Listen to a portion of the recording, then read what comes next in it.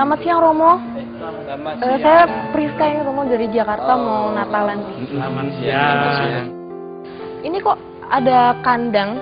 Kandang itu kan biasanya di Natal itu identik dengan tanda untuk kelahiran Yesus, di mana tempat Yesus lahir ya Romo. Sebenarnya apa sih maknanya Yesus lahir di kandang yang seperti itu Romo? Ya, kalau kita mencoba untuk mencari makna peristiwa Yesus lahir di kandang, bagi saya ya, setidaknya ini mau menunjukkan bagaimana Allah itu bersolidaritas kepada kita.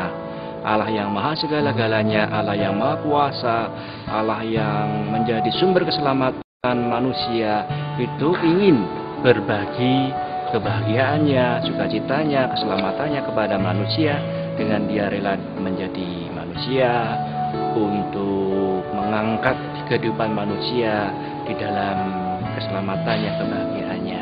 Jadi intinya adalah solidaritas dari Allah terhadap manusia. Umpamanya Yesus lahir lagi ke dunia di zaman seperti saat ini. Kira-kira kalau di Indonesia, Yesus bakal lahir di mana ya Romo? Kalau kita mengacu pada peristiwa kelahiran Tuhan di Bethlehem, di kandang yang hina itu, dan juga berdasarkan dari semangat Allah di dalam dia mau ke dunia membawa kebahagiaan manusia dengan solidaritasnya, ya pasti Tuhan juga akan hadir dalam situasi yang sama seperti itu, di mana solidaritas perlu ditumbuhkan, perlu dikembangkan. Di situ Tuhan hadir. Di mana berbagai macam persoalan hidup yang hakiki, yang dasariah itu belum terpenuhi dalam kehidupan manusia, di situ Tuhan hadir. Sehingga tidaklah mengherankan, atau mungkin saja Tuhan bisa hadir juga di Sragen misalnya, ya teman-teman. Ya, Bisa juga di kota ramai di Jakarta. Kalau memang di sana memang sungguh Tuhan merasa perlu untuk hadir di sana dalam membangun kehidupan manusia yang semakin baik, dan dimanapun juga Tuhan akan juga lahir kembali. Waktu saya jalan-jalan di kota tadi, saya melihat banyak sekali kemajuan di sana-sini. Menurut Romo, apakah keadaan seperti itu Indonesia dapat dikatakan sebagai negara yang miskin? Indonesia dimanapun sepanjang jalan di kota-kota besar itu akan indah. Apalagi keinginan mata kita mesti akan suka melihat yang indah, yang bagus. Kita jarang melihat bagian sisi-sisi yang gelap. Padahal kalau 230 juta penduduk Indonesia, itu pendapatan per kapitanya dimasukkan dalam kategori negara berkembang. Jadi Indonesia belum bisa disebut negara kaya.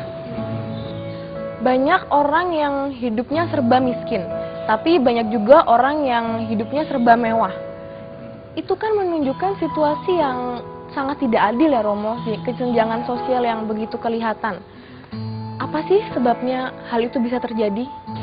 Situasi ketidakadilan atau kesenjangan seperti ini bisa disebabkan oleh karena mentalitas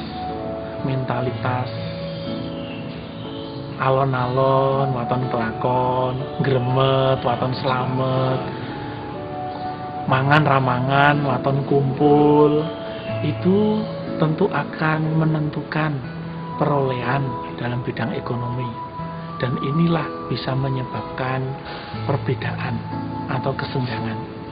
Tapi bisa juga atas alasan agama, dualisme. Kita mengatakan ada laki-laki, ada perempuan, ada merah, ada putih, lalu ada miskin, berarti ada kaya, dan itu diterima begitu saja, seolah-olah itu sudah kodrat. Padahal itu tidak selalu demikian, dan kita bisa menyebut itu ketidakadilan. Bisa juga oleh karena alasan sistem, dan kiranya inilah yang menentukan sistem, yang menentukan kesenjangan sosial itu terjadi. Kesenjangan sosial oleh karena sistem yang berpihak kepada hal yang kepada kelompok tertentu. Misalnya monopoli, orang hanya bisa menjual barang tertentu atau membeli dari produk tertentu atau dari tempat tertentu, dan tentu akan membuat pihak yang diuntungkan itu memperoleh perolehan yang besar, dan bagi sebagian besar itu menjadi rugi dan menjadi miskin. Dan kiranya kesenjangan sosial yang menimbulkan kecemburuan, yang menimbulkan hal-hal yang tidak baik, itu oleh karena sistem ekonomi yang tidak adil.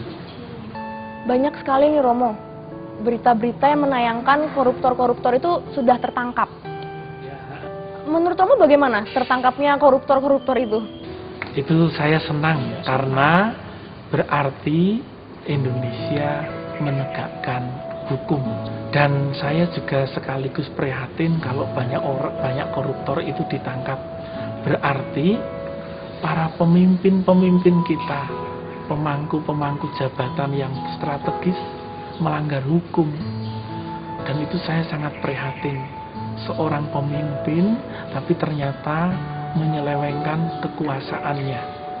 Dan itulah yang merugikan rakyat banyak.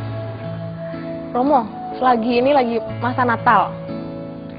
Apa pesan Romo untuk umat atau masyarakat kita di Indonesia ini?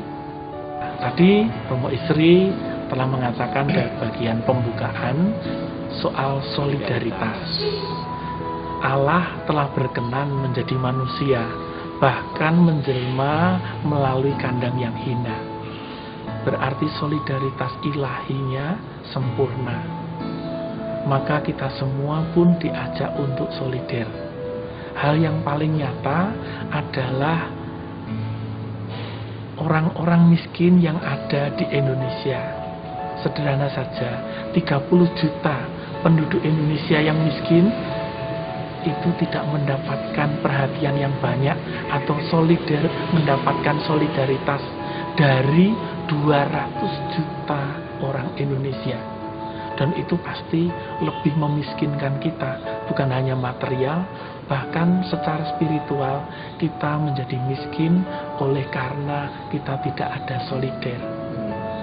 Tuhan datang ke dunia dengan semangat Natal yang kita rayakan sekarang, mau supaya kita semua membangun solidaritas, membangun kesatuan dengan saudara-saudari kita yang lain, terutama yang miskin tadi.